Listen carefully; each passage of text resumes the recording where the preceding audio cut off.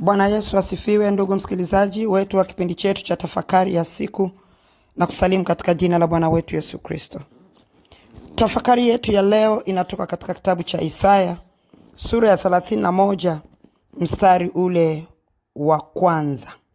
Biblia inasema hivi: ole wao watelemkao kwenda Misri wapate msaada na kutegemea farasi. Ole wao wateremkao kwenda Misri kupata msaada na kutegemea farasi. Maisha yetu sisi ambao ni wana wa Mungu, kwanza tumejengwa katika msingi ulio imara, ambaye Yesu Kristo ndiye jiwe kuu la pembeni, na yeye kama chanzo cha ujenzi wa kanisa ndio tumaini la kanisa. Tukisema tumaini la kanisa, ina maana kwamba unapofanya kazi yako, tumaini lako linakuwa kwa Kristo Yesu kwenye hiyo kazi, sio kuitumaini kazi. Ukitumaini kazi ndio kufeli. Tumaini lako linakuwa kwake Kristo Yesu katika kazi hiyo, ndipo mkono wa Bwana unakuwa juu ya kazi hiyo kukufanikisha. Hii ni system ya maisha ambaye kila aliyeokoka anatakiwa kuishi kwa system hiyo. Sasa kutumaini mambo yako, sasa nikisema mambo yako, mume wako, mke wako, sijui kazi, sijui biashara, sijui nani ndo huwa ananisaidia, sijui nani nikienda kwake ananipa pesa. Ukivitumaini hivyo, hiyo ndiyo Misri yako. Na kuitumaini Misri, Israeli walipotolewa Misri, hawakutakiwa kuitumaini Misri. Lakini tukiangalia maisha yao tunaona walitolewa Misri wakiwa safarini kuelekea Kanani. Tumaini lao lilikuwa liko Misri, kwa kuangalia ama macho yao na mioyo yao kuwa katika vile walivyokuwa wanavipata kule, maisha waliokuwa wanaishi, starehe walizokuwa nazo pale. Kwa sababu walipokuwa Misri walikuwa na uhuru fulani, ndio Mungu akawa nawataka sasa watoke waende wakamtumikie yeye, kwa sababu pale kulikuwa na miungu. Na kuna kipindi mimi wanakiita ni cha neema, grace period. Kipindi cha grace period, Mungu anaweza kakuacha katika hali fulani. Hivyo vipindi vipo hata kwetu sisi. Unaweza kukuta mtu ameharibikiwa na wokovu, yaani tuseme labda kwa lugha za sasa tutasema amerudi nyuma, lakini neema ya Mungu ikawa bado iko na yeye, inamhifadhi, inamtunza. Hiyo ndio tunaita ni grace period, muda wa neema.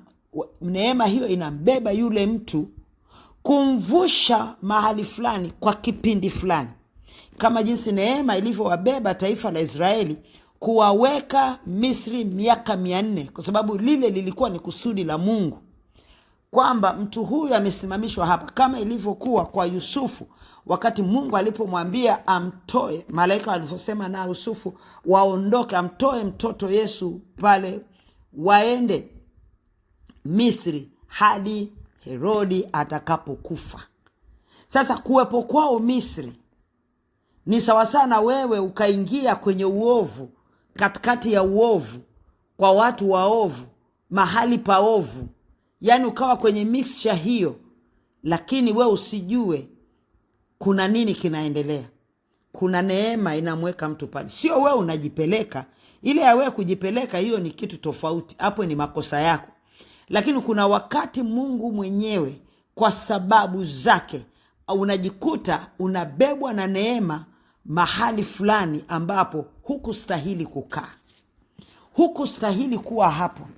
Ukipaangalia wewe pia kama mwanadamu, unaona hapa, jamani, mimi nimeokoka, siwezi kukaa hapa, siwezi kukaa hapa. Lakini unawekwa kwa sababu. Mimi nilipopelekwa kwenye nchi fulani na Bwana kikazi, yamini kihuduma, nilipelekwa kwenye hiyo nchi, Mungu alinipa Muislamu akanifadhili. Tena kunifadhili yeye ndo aliwekwa tayari kwa ajili yangu ili kazi yake iweze kusimamishwa katika mji huo, nchi hiyo actually. Na nilipokuwa pale alinipokea yule mama, nilitambulishwa kwake na mama mwingine. Alinipokea akaniweka nyumbani kwake. Kumbuka ni Muislamu, alafu niliingia nyumbani kwake kipindi cha Ramadhani, wenyewe wamefunga. Kwa hiyo tunafuturu wote jioni. Na mara ya kwanza, siku ya kwanza ile ya pili, nilijisikia kama vile sasa hapa ni wapi? Sasa mbona hivi? Nikaona kama vile mimi nimekuja kufanya kazi ya Mungu hapa, sasa mbona tena hivi? Nikawa kama vile nasikia niko reluctant. Yaani sisikii furaha kuwa katika mazingira yale. Lakini nakumbuka siku hiyo jioni, wakati watu tunafuturu, yani tumekaa tunakula hivyo, Bwana kanambia fanya urafiki na mali ya udhalimu.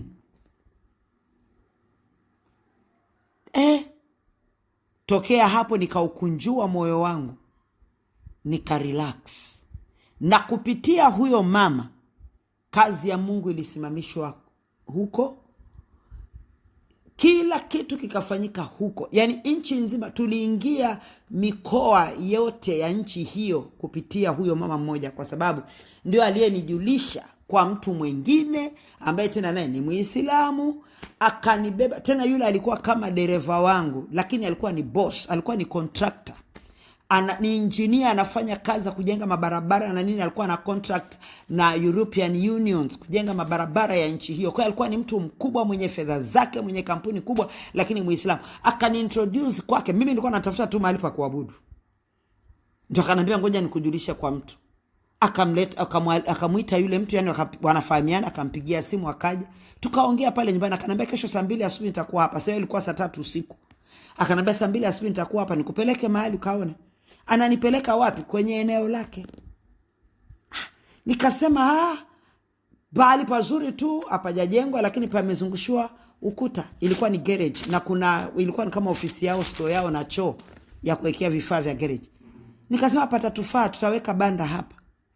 Haya, unatuchaji nyinyi? Akasema.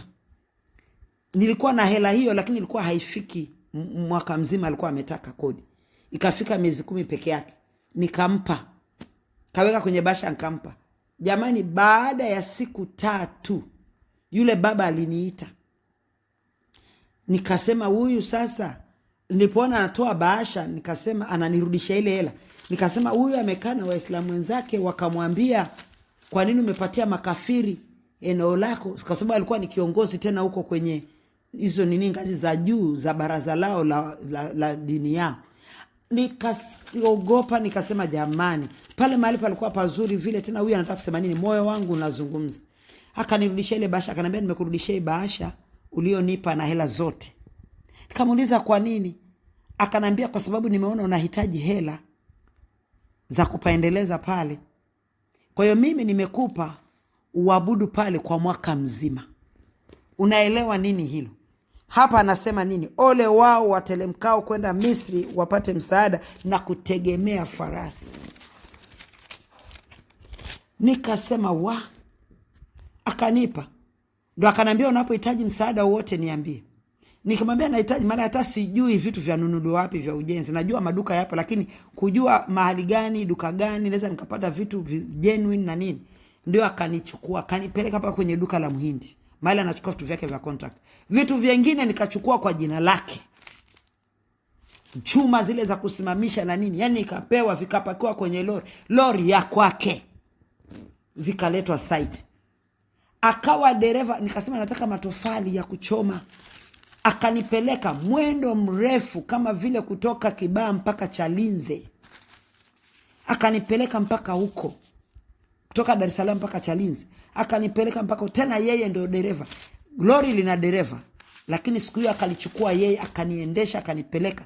Tukachukua matofali kule, tukaleta, tukapeleka site. Fundi akanitafutia yeye, mlinzi akanipa yeye. Yani hivi akabeba lile jukumu la kazi ya Mungu. Kwa nini? Nilimtegemea Mungu. Mungu ana watu wake, na Mungu huwaweka watu wake kwa ajili yake. Haijalishi wewe mwanadamu utawaona vipi. Sasa unapoweka tumaini lako wewe sasa mwenyewe, nimekupa huo shuhuda kutaka kusema hiki. Wewe mwenyewe unapokuwa moyo wako wewe sasa ndio unateremka Misri, unateremka kule kubaya, yani wewe ndio unaenda. Yusufu aliambiwa na Mungu aende. Mungu alimwambia Ibrahimu anapeleka watu wake katika Misri. Kuna Mungu mwenyewe kukupeleka. Mimi nilikuwa kwenye nchi hiyo kwa ajili ya kazi ya Mungu. Nikapelekwa kwenye nyumba hiyo ya huyo mama, nikawa introduced. Nikaambiwa na Bwana fanya urafiki na mali ya udhalimu. Na nikafanya urafiki na mali ya udhalimu, na kazi ya Mungu ikasimamishwa katika nchi ile. Sasa kuna wakati unaweza ukajikuta wewe unakutanishwa na mtu ambaye wewe ukamwona ni shetani. Kumbe si shetani. Hata pepo alitumika na Mungu wakati mfalme Ahabu aliandikiwa kufa. Kwa hiyo huyo unayeweza kumwona wewe ni shetani, kwa Mungu ndio dhahabu siku hiyo, kwa sababu ya kusudi la Mungu linalotakiwa kufanyika. Sasa ndio maana wa Galatia anasema sura ya 5, basi enendeni katika roho. Kuenenda katika roho ni kwenda kwa jinsi ya Mungu, kwamba jambo linaweza likaonekana halifai, lakini mbele za Mungu ndio linatakiwa. Lakini wewe kwa macho yako ukaliona jambo fulani linafaa, kumbe kwa Mungu ndio halitakiwi. Sasa hapa anatuambia tuna ole. Kama tunaenda sisi wenyewe, tunajipeleka sisi wenyewe, tunaingia kwenye anguko. Kwa sababu moyo wangu kitumainia hayo, basi mimi niko kwenye anguko. Lakini moyo wangu kimtumainia Bwana, alafu ndio Bwana analeta hilo ama anakupeleka kwa hilo, basi hapo pana ushindi katika lile ambalo Mungu anataka lifanyike katika maisha yako. Inaweza kawa ni maisha yako wewe binafsi. Unaweza ukamwona mtu amekujia ukasema huyu naye ni nani? Kumbe ni mtu wa maana sana kwa ajili ya kile ambacho Mungu amekusudia. Imenitokea mara kadhaa. Nina watu nilikuwa napingana nao wakati huko nyuma, sijaelewa, sitaki kabisa, nasema tena naona kama vile huyu atakuja kuniharibia utakatifu wangu. Lakini kumbe Mungu alikuwa anawaleta kwa makusudi. Basi Bwana anakuwa anaingilia kati, alafu nakaa najiadjust, najiwekea mikakati na kuwa stable, kusikiliza, najiengage, na shangaa ni mtu aliletwa kwa ajili ya kunivusha mahali. Kwa hiyo ole ipo wakati unajipeleka mwenyewe kutaka kujivusha. Wewe unataka kuvuka kabla hujafika hapo. Ndio unaambiwa ole wewe unayekwenda kuteremkia huko Misri ili upate msaada, kwamba ni wewe unautafuta huo msaada. Lakini wewe unatakiwa uangalie juu, msaada wako atoka kwake. Sasa yeye atauleta kwa njia gani? Hiyo it's up to him. Haikuhusu wewe. Itakuwa ni yeye.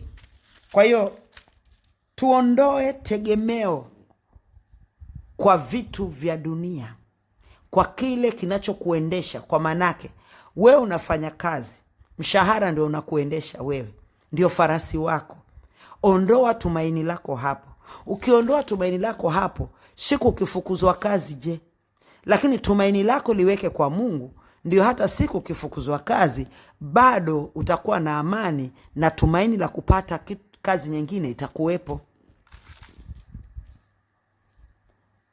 Anasema watumainio magari kwa kuwa ni mengi, na wapanda farasi kwa kuwa ni hodari sana, lakini hawamwangalii Mtakatifu wa Israeli. Mwangalie Bwana, mtazame Bwana. Usitumaini kinachokuendesha.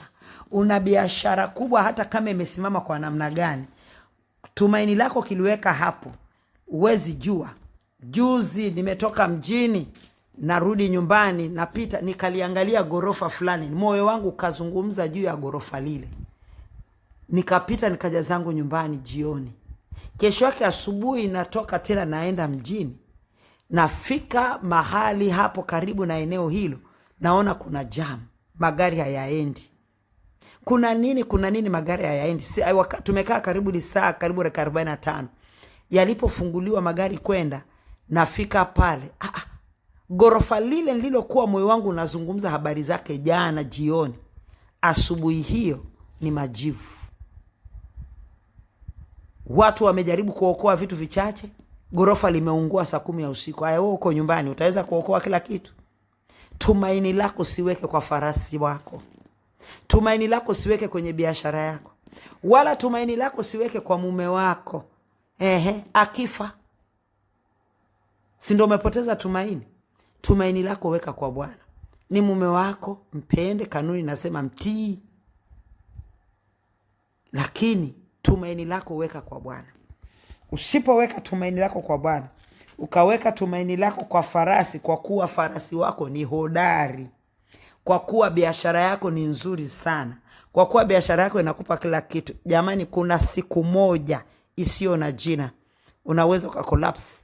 Nimeona watu wamekufa kwa sababu gorofa. Kuna moja barabara ilipokuwa inapitishwa mahali, gorofa lake lilikuwa la gorofa 2 3, lile likawa limepitiwa kwamba linakatwa. Yule baba alikufa. Why? Tumaini lake aliweka hapo.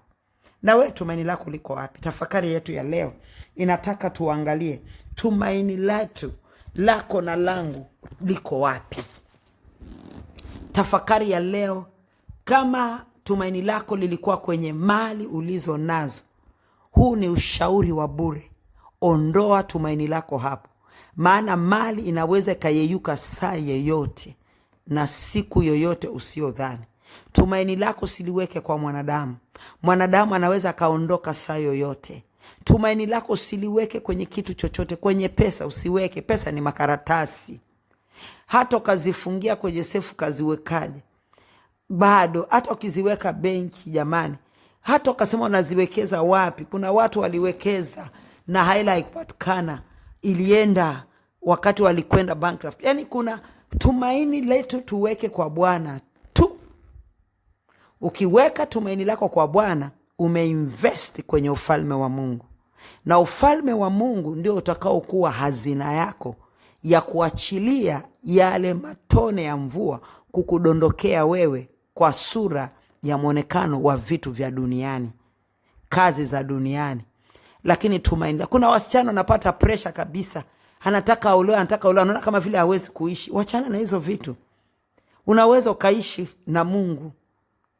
Mungu akakupa mume mzuri. We kijana, Mungu anaweza akakupa mke mzuri. Angalia mnavyokimbilia, alafu kisha baada ya siku 2 3 ndoa imevurugika, mara hivi mara mtu amekufa. Yani maisha yanaanza kuwa magumu na mnajikuta mnaingia katika mambo magumu. Tumaini letu na tuliweke kwa Bwana. Hii ndio tafakari yetu ya leo. Basi na tukalitafakari sote kwamba tumaini letu tumeliweka wapi. Kama tumaini langu lilikuwa kwa vitu, basi leo ondoa tumaini lako hapo. Bwana Yesu, tunajiweka wakfu mikononi mwako. Mioyo yetu Baba tunaileta katika madhabahu yako, ukaigange. Mahali tuliweka matumaini yetu Bwana, tunahamisha kutoka hapo. Maana tunahama na kuileta tumaini la mioyo yetu kwako. Bwana ukatusaidie, kwa jina lako Kristo tumeomba na kushukuru. Amen. Jina la Bwana libariki.